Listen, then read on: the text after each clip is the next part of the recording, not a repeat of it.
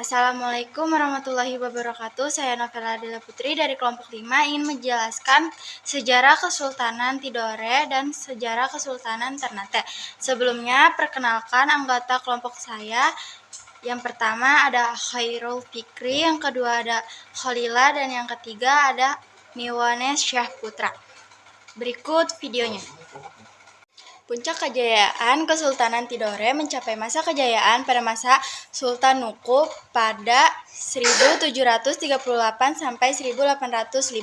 Sama halnya Ba Abdullah di Ternate. Sultan Nuku anti-imperialis karena sikapnya ini pengaruh budaya Portugis dan Belanda atau disebut VOC.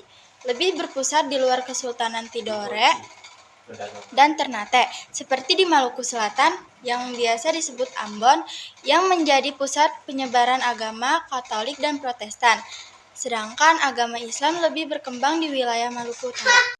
Asal-usul pendirian Kesultanan Ternate didirikan oleh Ba'ah Mansur Malamo pada 1257 berlatar 1257 sampai 1372. Malamo juga sekaligus menjadi raja kolona pertamanya. Kesultanan Ternate memiliki peran penting di kawasan Nusantara antara abad 13 sampai 17. Pada masa jayanya wilayah kekuasaan membentang mencakup Maluku, Sulawesi Utara, Timur, dan Tengah, bagian selatan Kepulauan Filipina, hingga Kepulauan Marshall di Pasifik. Assalamualaikum warahmatullahi wabarakatuh. Nama saya Nemes Kakai ingin menjelaskan tentang raja pendiri. Kesultanan Ternate dibuat oleh Bob Mansur pada tahun 1257 dan menjadi raja pertama dengan gelar Kulano.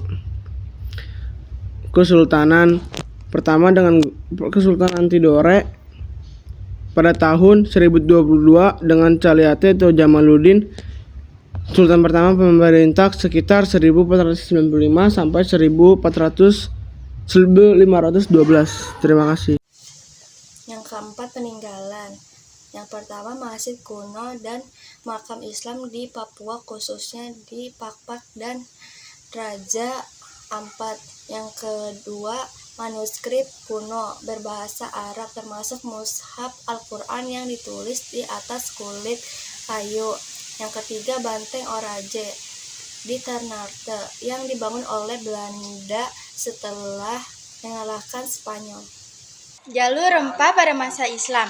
Maluku, khususnya Ternate dan Tidore, merupakan pusat perdagangan cengkeh dan pala yang dikenal sebagai The Spice Island, yang disebut Kepulauan Rempah-Rempah. Kesultanan Ternate dan Tidore memiliki pengaruh luas di kawasan timur Nusantara dan menjadi pusat perdagangan internasional yang menarik bangsa Eropa seperti Portugis, Belanda, Spanyol, dan Inggris. Jalur perdagangan ini juga menyebarkan pengaruh Islam ke Papua, Sulawesi, dan Nusa Tenggara melalui perdagangan ulama. Pengaruh jalur rempah bagi Indonesia dan dunia.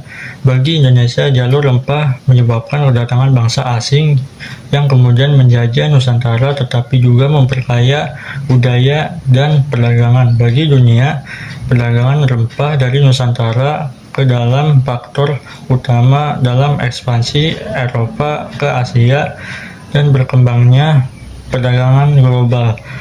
Belanda menerapkan monopoli perdagangan VOC yang memperkuat dominasi mereka atas Indonesia selama berabad-abad.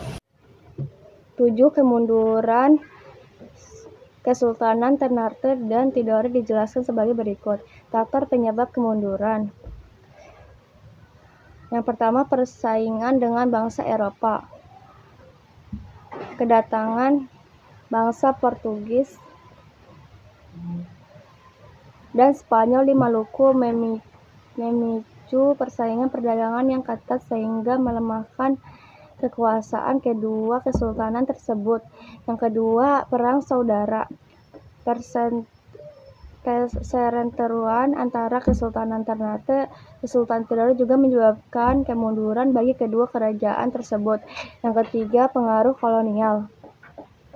persentuhan dengan kekuasaan kolonial seperti POS melemahkan kekuasaan kedua kesultanan tersebut, membuat mereka menjadi semakin terpinggirkan.